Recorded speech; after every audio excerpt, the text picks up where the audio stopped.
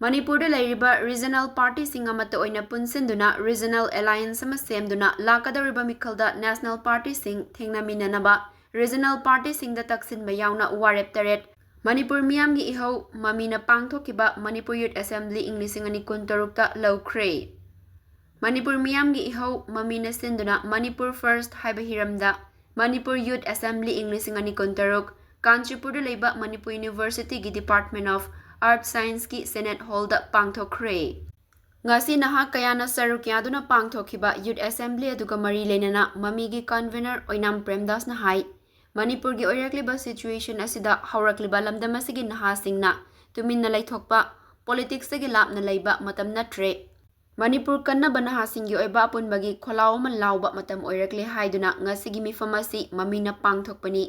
Thoramasida tongan mafam kayadagi nahasing research scholars sing yauna miyoi kayana saruk yaraga magi apamba wakalon sing adu fongdoklaga khana nainaraba matungda Manipur gi oiriba fibamasi fagalaknaba amadi punsinduna thengnaminanaba warep taret loukhre mifamadada loukhre warep sing adudi lakadouriba mikhalda national party sing asiga Manipur da leiriba MPP NPP DPF amadi PDA yauna regional party gi oiba alliance sama semlaga regional force na thengnanaba warep loukhre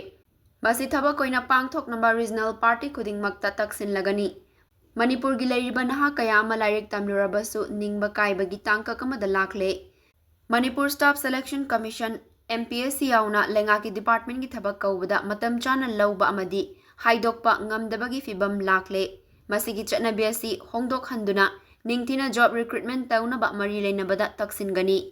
Manipur gi internally displaced persons singi sulengakna mikhal mamangda chaba kari tawgani haiba makhoi gi oiba firep khanghandragadi lakliba mikhal asi naha singna thingjinnaba warep hauba laurakani masida sunatana inglisingani kunumdoi gi me ahumdagi ngasi fauba national highway singda micham sing maningtamna akiya khang yaudana chatpa fangdana leiri lengak asinadi media gi mamangda ngamme haiba utnaba ahenba security na ngak senhanlaga Dong makak chathok sasin tawraga miyambu apangba siri asigumba ngaihak ki hotnaba asigi mahuta permanent oiba solution puraktuna miyamsu maningtamna national highway singda chathanba ngamnaba hotnahangadabani Manipur da thokliba irang asida lamdam asida khundariba furup kanglop sing asibu tokhai tahanaba hotnariba asi tokhallaga amatta oina punsinaba lengakna hotnahannaba taksinba haiba warep sing loukhre Masi pumba mari leinamba khudingmakna thabak oina pangthoknaba hotnagadabani makhatana nahasingi apunba kholaw lawnaba hotnabada Manipur da leiriba nahasingna sarukyabiyu haiki Thoramadada Mamee gi advisor khaide mani su sarukyakibada natana tongan ba mafamdagi lakpa nahasingna MLRN LR Amendment Bill 1960 Delimitation Bill Manipur Ethnic Bifurcation, Rejection and Integrity Bill 2026 amadi Manipur Regional Political Aspiration Unification Bill 2026 ki matangda pukhatuna khananaina khi Manipur leiriba regional political party sing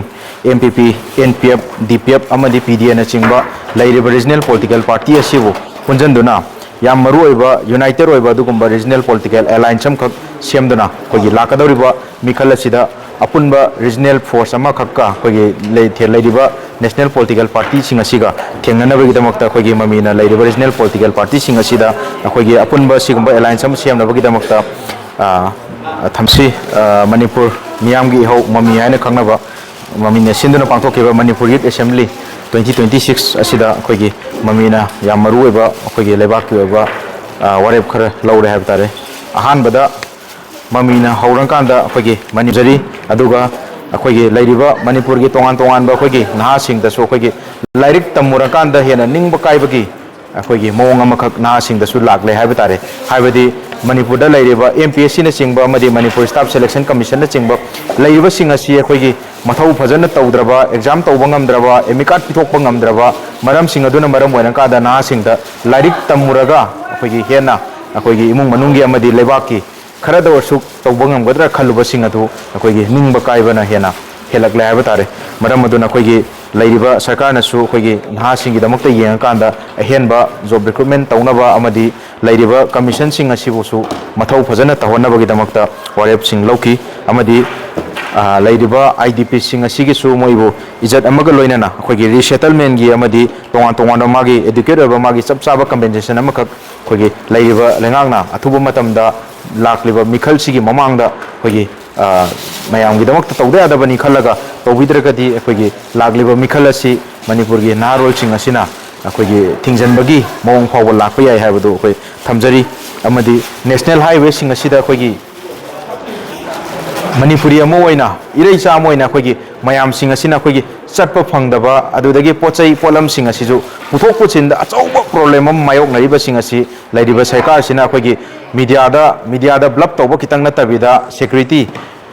yamlaba security gari cham chani puraga chatpagi mahutta khoi lairiba common man khoi praja amana mathanda gari macha da chatpa yaba mongge adugumba free movement amaka khoi lairiba lengangna sembinaba su khoi lengakta appeal tawjari amadi leiriba manipur da leiriba tongan ba kanglup ki akhoi mayam sing asi akhoi kanglup ki line da ethnic ki basis ta base tawrang kan da akhoi mayam sing asibu tongan na khaidokna ba akhoi bifurcate tawna ba khonaragliba